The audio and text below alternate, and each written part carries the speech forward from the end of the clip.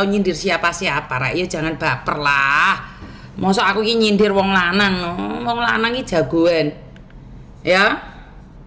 Anake 5. Ge pangane angel direwangi selingkuh. Halah telek wong lanang iki. Ya wes, terima kasih teman-teman.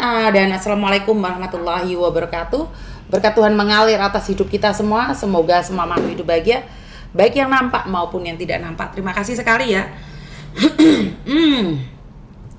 Sangat menyenangkan sekali ya saat lagu mau kondo, oh mau kondo. Aduh, modal kuntul doang. Terus marana kalian berjuang sampai nangis-nangis. Ini yang ketemu, yang nggak ketemu itu sing lucu meneh. Ya, berjuang untuk mau kondo iki Jan. Aduh, orang tua menyuruh cerai karena suaminya mau kondo, malah itu markundul. Malah dapat sesuatu yang sangat menyakitkan sekali. Dan ini sungguh lucu sekali ya, kehidupan ini memang seperti drama kolesterol. Drama kolesterol.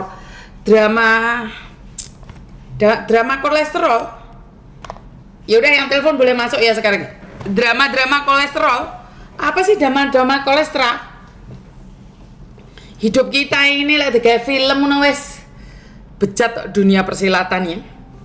Langsung ada telepon masuk. Maaf ya. Halo, assalamualaikum. Halo Miss. Halo sayang. Miss, ini mau cerita mau kasih saran sama Miss. Kasih saran sama saya, silahkan sayang. Minta saran apa kasih saran sih? Mau minta saran juga sih Miss, tapi kalau misalnya Miss juga bisa bantu, bagus gitu, puji Tuhan. Wah, ngeri kali ini. Apa pula? Soalnya gini Miss, kan belakangan ini kan nggak dengar suaramu, nggak jelas sekali. Halo? Gimana? Kan gini Miss, kan sedang marah kan tentang status pengantin pesanan. Oke, terus?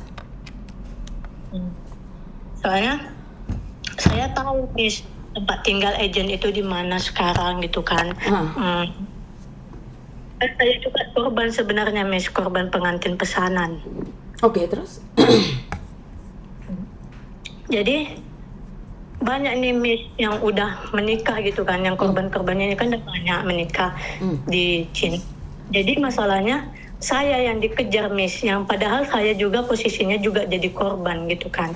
Saya yang dikejar pertolongan gitu. Misalnya kan Miss, ini tadi jodohkan ini orang lain. Jadi yang orang lain ini minta ngecek saya, minta tanggung jawab gitu, yang padahal saya juga nggak tahu apa-apa. Atau kamu yang ngerikut perempuan-perempuan pesanan ini? Enggak Miss, saya sama sekali nggak ada ngebantu apapun, malah saya sering tegur. Dan ini ya Miss, saya akui, saya jujur, lebih bagus jujur kan Miss. Mama saya juga ikut dalam apa itu status pengantin pesanan itu Miss. Saya sering Miss tegur mama saya, jangan mak, nanti yang kena kita, bilang gitu kan Miss. Jadi kalau misalnya pun mama kenapa-kenapa nanti di sana, aku nggak tanggung jawab, aku bilang. Karena aku juga sudah menegur mama. Kalau mama bilang aku anak durhaka, terserah ya ma, aku bilang kan. Tapi aku juga udah jadi seorang istri, bilang kan. Dan aku juga posisinya jadi korban, saya bilang Miss sama mama. Cuman ya karena perkara perdebatan tentang perjodohan pengantin pesanan ini Miss, jadi saya sama mama udah renggang, udah putus komunikasi gitu Miss.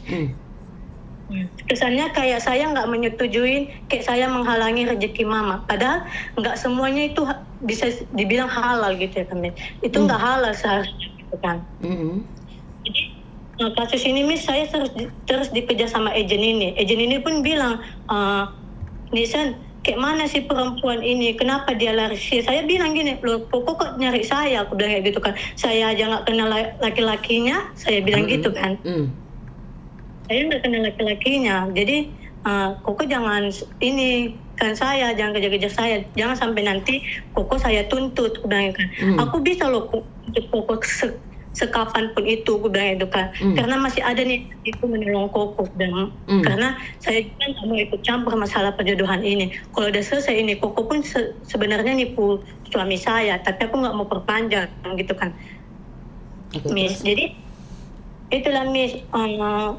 Semakin hari semakin apa gitu, Koko ini selalu mengejar saya gitu, selalu bilang kalau saya ini bantu dia gitulah, bantu dia untuk cari perempuan. Saya selalu bilang, enggak loh kok, aku bilang kan, perempuan aku aja belum benar, ngapain aku ngurusin orang lain gitu ya. Tapi Miss. intinya adalah kamu awalnya adalah calo pengantin pesanan. Iya Miss, calon pengantin pesanan. Calonya, kamu calonya. Sekarang udah nikah sama itu Miss. Nikah sama siapa? Sama yang dijodohkan Koko ini. Ya iya, tapi kan kamu masih merekrut, kamu kan masih mencari orang. Enggak Miss, saya enggak mencari orang. Yang jadi calo kamunya atau mak kau? Oh, yang ngejodoh-jodohkan orang gitu ya Miss? Iya. Itu apa, mama saya yang ikut sama Koko gitu. Detek, kenapa kamu yang dikejar? Kalau kamu tidak pernah menjadi calonya, kenapa kamu takut? Itulah Miss yang saya kesel, karena kan mama kan ikut campur kan, jadi kesannya kayak anaknya juga harus tanggung jawab gitu Miss, padahal anaknya nggak tahu apa-apa gitu. Bahkan kan Miss, sempatlah perjodohan Orang mana itu pula? Kau orang mana? di Medan Miss. Orang Medan. Dibawa kemana sama itu pernikahan pesannya kemana? Ke Cina kah? Kemana? Ke Taiwan kah? Ke Cina Miss. Dibayar berapa mama kau sama si calo ini? Calo. Oh, itu nggak tahu Miss, kurang tahu masalah itu. Cuman kata suami, semua dikeluarkan itu sama Koko itu ada sekitar 500 miliar Miss, 600 juta lebih. Berarti harga kau 600 juta lah. Nggak tahu lah Miss, cuman jujuran kemarin, mahar kemarin yang kami dapat hanya 80 juta. Hanya 80 juta, sudah banyak kali itu. Satu perempuan 80 juta. Iya Miss, cuman itu nggak bersih Miss. Itu udah apanya, pestanya kan sebagian orang kan itu 100 juta bersih. Yang selebihnya itu ditanggung sama pihak laki-laki. Cuman sama kami kemarin nggak bersih. Tapi kau bahagia di Cina sana sekarang? Puji Tuhan bahagia sih Miss, karena suami pun kalau dibilang baik gitu kan. Bahkan suami sering negur, jangan ikut campur tentang perjodohan itu gitu. Tapi mama kau mungkin bangga kamu menikah dengan Cina? Dibilang bangga, sebenarnya sih bangga kayak kesannya gini loh Miss, saya kayak diperjualkan sama keluarga gitu.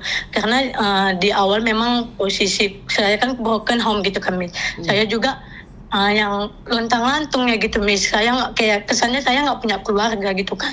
Bahkan saya makan aja kayak hantu emak malah bilang mama nggak peduli gitu saya. Jadi kayak saya hanya mencari nafkah saya sendiri, saya sebelum nikah Miss. Jadi kalau pas ditawarkan mama menikah, saya pun mikir sebenarnya Miss, kalau nanti misalnya saya kayak gini-gini kayak mana. Rupanya kan boleh kontakkan dulu sama si calon laki-laki kan Miss. Itu kontakkanlah kami Miss, masih kayak chatting-chattingan gitu. Memang waktu dekat Miss, cuman sebulan lah itu kami kemarin Miss. Udahlah, situ karena juga di situ mama pun selalu kayak saya seakan-akan saya salah, jadi kayak saya mau gitu menikah gitu. Ya untungnya lah Miss, saya dapat laki-laki yang baik. Cuman saya sering ditegur suami saya Miss, karena Koko ini pun ngejar-ngejar suami saya, yang padahal suami saya juga nggak tahu apa-apa tentang perjodohan itu, gitu loh Miss. Apakah kamu mau melaporkannya? Iya Miss, saya udah ngelapor di pihak kepolisian tapi melalui Instagram ya Miss. Cuman kan agak sulit lah mungkin kan Miss. Tapi kan mama kau kena pula nanti. Sebenarnya sih nggak masalah ya Miss, karena kan daripada banyak korban terus itu ngejar saya, lebih kesusahan saya dong. Nanti yang ada suami saya juga risih nengok keluarga saya yang sebenarnya kami mau bangun rumah tangga yang benar-benar dari nol gitu. Jadi hancur hanya perkara perjodohan ini gitu loh. Kamu rela orang tuamu juga tersangkut di dalamnya? Sebenarnya ikhlas nggak ikhlas, cuman kan juga itu salah dia gitu loh. Dia harus bertanggung jawab atas dirinya, maksudmu seperti itu? Iya. Jadi kalau dibilang anak durhaka pun ya terserah gitu kan, daripada anaknya juga masa depannya buram gitu. Iya, kamu akan jadi buron kalau kamu memperdagangkan sesama perempuan di luar negeri. Ya kalau bahagia kayak kamu mending. Kalau nggak bahagia mereka akan komplain gitu loh. Karena kebanyakan orang kalau enak itu nggak akan ngomong, tapi nggak enak nanti viral kau. Nah iya Miss, jadi pun kan Miss, ini pun ada kan Miss pengantin pesanan yang kan korban ini. Cuman karena tetangga kami Miss, jadi korban ini minta bantuan sama saya. Padahal saya sama sekali nggak tahu Miss tentang pernikahan dia. Makanya saya kemarin bilang, kenapa posisi pernikahan nggak ada kalian bilang, posisi ada masalah kalian kejar aku. Aku bilang gitu. Aku nggak tahu apa-apa tentang pernikahan kalian. Aku bilang gitu. Sampai suami risih lah Miss, dihubungin sana sini. Ini siapa yang nelpon-nelpon? Kenapa kok ini sibuk ngejar kau gini. Aku bilang nggak tahu. Aku bilang kan, jangan ikut campur lagi tentang perjodohan itu. Aku bilang, itu salah, itu perdagangan manusia. Suami selalu bilang gitu Miss. Makanya semenjak suami kayak hilang respon sama saya Miss karena pengantin pesanan ini, kayak aku pun merasa bersalah. Ngapain ya aku ladenin? Aku ngeladeninnya gini Miss, karena kan kayak mana ya, kalau nggak saya ladenin pasti terus menerus ditelepon Koko ini gitu kan. Jadi saya ladenin, kok jangan kejar-kejar saya gini. Cuman tetap dikejar gitu loh, Miss. Iya kan, kamu termasuk orang yang sukses menjadi pengantin pesanan. Iya, sampai orang itu jual-jual nama saya, sini kan bahagia gini. Padahal saya sering bilang, Miss, bahkan sama mama saya sering bilang, Ma, orang Cina itu sama kayak di Indonesia, aku bilang gitu kan. Ada yang baik, ada yang jahat, dan ada juga yang kaya, ada juga yang miskin. Bahkan di Cina aja aku jumpa pengamen, aku bilang jumpa jual-jual dagangan yang kayak ngemis-ngemis gitu. Banyak, Ma, aku bilang bukan di Indonesia aja yang miskin, di Cina juga ada, aku bilang. Tapi nggak semua, aku bilang gitu sama mama. Cuman kayak mereka ngira saya itu hanya menghilangkan rezeki mereka, Miss. Nggak ada lah, kau cakep lah seperti apa adanya itu aja. Itulah, saya cakap kayak benar-benar saya cakap kayak sampai keluarga ngecek saya, kakak saya, Miss, sampai kayak seakan-akan gini kan, kok jahat kali kok sama mama gini.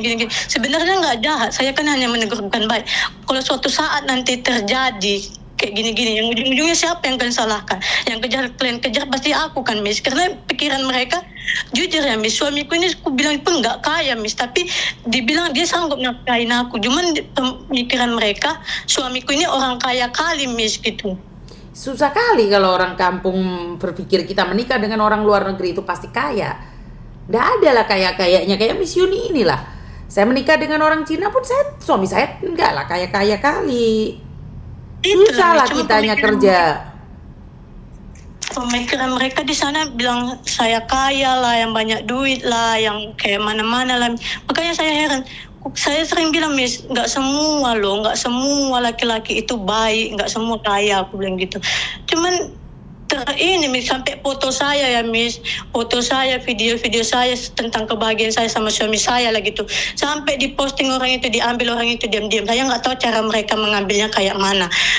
Diambil, diposting orang itu balik seakan-akan maulah aku menikah lagi sama laki-laki Cina hanya karena muka saya. Jadi takutnya saya Miss, kesannya saya yang mengajak mereka menjodohkan laki-laki sama perempuan itu nikah. Oke, gini aja dulu. Kau kirimlah video-video nikahmu. Habis itu kau buat video bahwa di luar negeri itu tidak sesuai dengan yang kalian lihat. Susahnya tak perlulah aku kasih tahu kalian. Susahnya aku taruh nih di dalam hati sebelah jantung empedu. Janganlah kalian tertarik dengan pernikahan pesanan. Sanggup kau buat video? Sanggup sebenarnya, Miss. Ya udah kau buatlah video, nggak usah lah sepil siapapun. Tapi hati-hati saja pernikahan pesanan. Kalau kau beruntung, kau dapat suami yang baik. Kalau kau tak beruntung, kau jadi pembantunya pula. Iya, saya juga ada pernah buat status itu, Miss. Cuman bukan status, kau ngomong lah Miss Yuni, kasih edukasi sama teman-teman di luar sana. Setelah itu, kalau mereka masih main saja, masih mereka rekrut atas namamu, aku akan laporkan ke polisi Medan. Iya, Miss. Nanti saya akan berbicara dengan kepolisian di Medan sana. Apa Miss, masalahnya ada juga yang di Medan, ada juga yang di Jakarta, Miss. Itu apalah, ke Jakarta mana pula? Kau tahu calonnya yang ada di Jakarta? Tahu Miss, bahkan saya setelah menikah saya langsung ditempatkan ke Jakarta kemarin. Kasih tahu aku semua informasinya, nanti aku minta bantuan dari PPATK. Oke, Miss. Oke ya. Kau buat video dulu, setelah itu kirim data-data kau, video-video kau. Habis itu kirim semuanya, nanti aku akan bantu kau. Oke, Miss. Makasih ya, Miss. Terima kasih. Comea. Hah? Apa? Mau keluar? Kamu keluar kemana? Nanti puasa sudah puasa makan berapa kali? Oh, kamu mau beli buat puasa makan? Mau kamu tahu ya? 因為佢哋似好多㗎啦。我唔係買好多，我買啲買俾你自己啊！佢哋都唔識啊，嗰日咧食嗰啲魚，佢都唔識啊。食咪我唔買魚啊，我冇話買 Alah, 魚啊。 yaudah kamu jalan-jalan. Ngabuburit. Oke, ngabuburit silahkan. Suami saya ngabuburit itu di belakang itu. Mau jalan-jalan, puasaan. Gak jelas bujuku itu. Ngerayu-ngerayu di sebelahku, ternyata dia mau keluar. Hah? Suami saya mau keluar ya? Ya banyak sekali orang yang gagal paham, salah paham menikah dengan orang luar negeri itu pasti kaya. Contohnya saya secara pribadi ya teman-teman ya. Suami saya bukan orang kaya, cuman kebetulan saya bisa berkarya. Jadi suami saya bukan orang kaya, tetapi saya berterima kasih sama Tuhan karena saya bisa berkarya di negara orang. Jadi saya bisa bermanfaat di negara orang sampai suami saya sendiri ikut saya ke Jakarta. Artinya adalah pernikahan itu belum tentu kita mendapatkan CEO. Memang benar ada orang yang menikah dengan orang kaya hidupnya bahagia. Tapi berapa banyak orang yang menikah dengan orang kaya dijadikan pembantunya? Berapa banyak orang menikah dengan orang kaya malah diperlakukan semena-mena? Jadi hidup ini adalah timbal balik. Kalau saya secara pribadi, saya menikah dengan laki-laki yang selevel dengan saya. Kalau level dia ada di bawah saya, walaupun saya tidak menghina dia, dia kira saya memperlakukan dia tidak baik. Kalau suami saya di atas saya levelnya, maka saya akan selalu berprasangka buruk sama dia, bahwa saya dijadikan pembantunya. Sebenarnya pernikahan itu memang harus selevel ya teman-teman ya, setara. Jadi kita nggak perlu menganggap laki-laki kita perbudak, tapi kita bukan budaknya laki-laki juga gitu loh. Karena perempuan adalah pelengkap untuk laki-laki. Benar gak sih? Jadi kalau kita mengharapkan laki-laki kaya sementara kita tidak memiliki sesuatu yang spesial, ingat saya selalu mengatakan bahwa perempuan itu tidak akan pernah ditinggalkan oleh laki-lakinya selagi bermanfaat. Bermanfaat dalam hal apa aja ya? Karena manfaat bagi orang lain itu apa aja, kayak pinter masak. Mungkin dia di luar sana membandingkan kita dengan perempuan-perempuan yang tidak bisa masak. Atau kita bagus di ranjang. Atau kita bersih-bersih di rumah. Atau kita bisa mandiri walaupun kita punya suami. Jadi tetap aja kita nggak akan ditinggalkan selagi kita bermanfaat. Bohong kalau laki-laki menerima perempuan apa adanya. Coba aja kamu jelek, kamu pasti ditinggalkan. Makanya jangan percaya dengan laki-laki yang melihat perempuan tidak suka berdandan atau yang lainnya. Tetap aja laki-laki carinya yang lebih muda. Itu udah pasti ya teman-teman ya. Maaf mau angkat kok mati. Jadi jangan percaya sama laki-laki yang menerima kamu apa adanya. Pasti ada maksudnya kenapa dia mencintaimu dan menikahimu. Itu nggak ada yang pure amat gitu loh, paham nggak sih? Nggak ada yang tulus amat gitu loh. Pasti ada maksud di balik semua itu.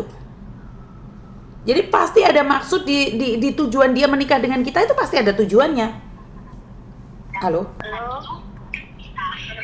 Selamat sore Miss Dini. Selamat sore sayang. Itu